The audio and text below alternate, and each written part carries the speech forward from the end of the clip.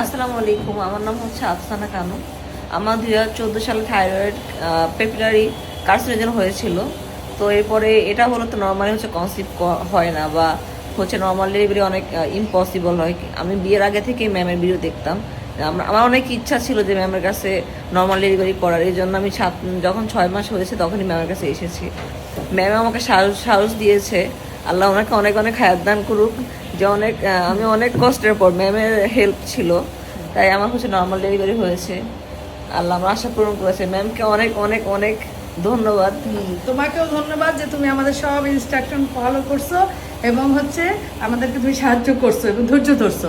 Main হচ্ছে তুমি ধৈর্য ধরছো, তুমি ভয় পাও নাই। তুমি একটা ক্যান্সারের রোগী, তারপরও তুমি অনেক সাহস দেখাইছো এবং সাহসের ফল একটা সুন্দর একটা নর্মাল বেবি হয়েছে আমাদের। দেখো বাবুটাকে দেখাও, মাশাআল্লাহ সুন্দর একটা বেবি হয়েছে।